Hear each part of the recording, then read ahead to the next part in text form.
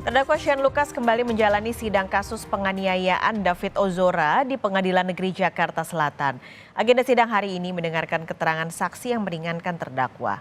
Saksi meringankan dari terdakwa adalah teman akrab Shane.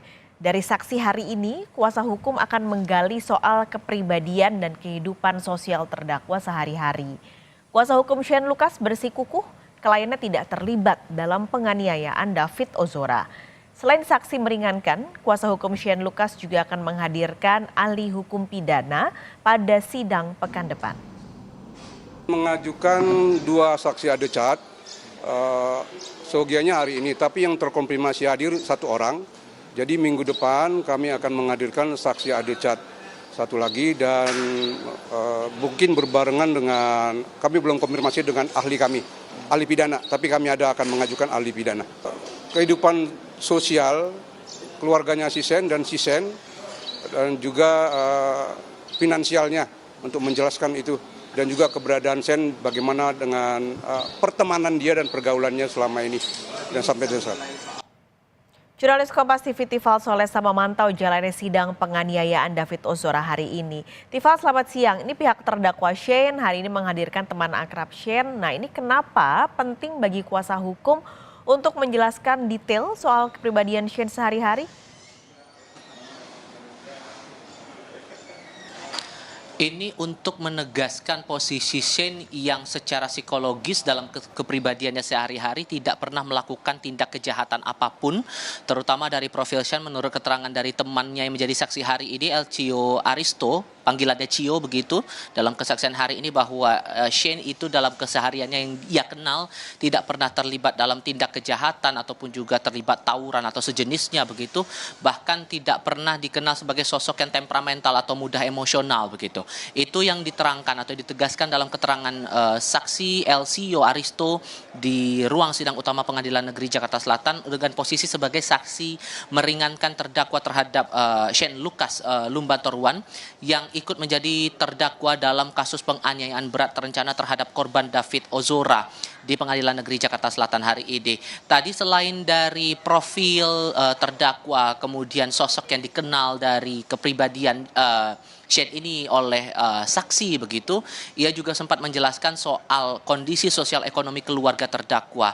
Ia menyampaikan untuk kondisi keluarga yang dikenal cukup sederhana, ayah terdakwa juga diketahui sudah tidak bekerja sejak pandemi COVID-19 bahkan hingga saat ini, yang menuntut akhirnya Shane ini selepas lulus di tingkat sekolah menengah atas harus harus bekerja langsung, tidak melanjutkan studi ke jenjang yang lebih tinggi dengan alasan untuk membantu tumpuan ekonomi keluarga begitu. Itu yang ditekankan oleh saksi Cio dalam keterangannya hari ini. Ini baru satu saksi yang dihadirkan oleh tim penasihat hukum terdakwa Shane Lucas Lumbantoruan. Awalnya direncanakan akan ada dua orang yang disebut ini dua-duanya merupakan teman dekat atau teman akrab dari Shane. Ini meneguhkan sekali lagi posisi dari psikologis terdakwa, itu yang dicoba ditekankan oleh tim penasihat hukum dalam keterangan mereka yang dibutuhkan menurut mereka dalam persidangan yang diberi kesempatan kepada tim terdakwa ini untuk dihadirkan dalam 2 pekan ke depan, terhitung mulai pekan ini hingga pekan depan begitu. Sidang sudah selesai, berjalan cukup singkat, tadi dimulai sekitar pukul 10:30 siang waktu Indonesia bagian Barat dan sudah selesai lewat dari pukul 11 siang waktu Indonesia Barat tadi. Kira-kira 45 menit lah proses sidang ini berlangsung dan sidang baru akan dilanjutkan kembali pada pekan depan. Nah, rencananya pekan depan kesempatan terakhir bagi tim terdakwa Shane untuk menghadirkan saksi dan juga ahli meringankan.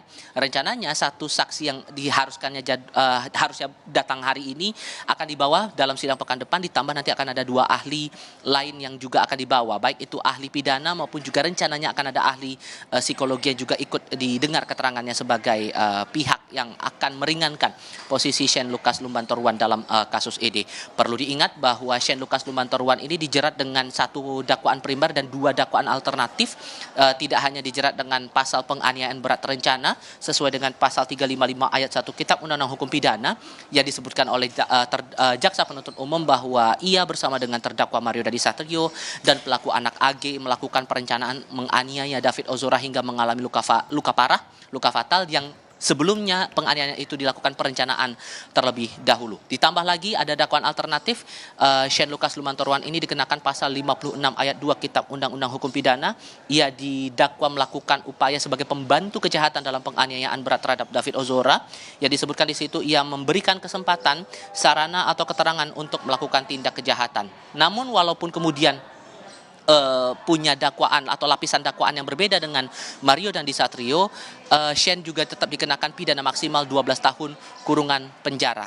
Nah, yang menarik untuk dicermati kemudian adalah saksi berikutnya apakah juga akan menekankan hal yang sama atau mungkin ada keterangan lain yang menarik untuk disimak. Tentu ini juga masih harus kita simak lagi perjalanan sidang untuk Shane Lucas Lumantorwan, terutama yang akan dilanjutkan lagi persidangannya pada pekan depan di tanggal 3 Agustus 2023. Paskalis. Terima kasih Tifal Solesa melaporkan langsung dari Pengadilan Negeri Jakarta Selatan.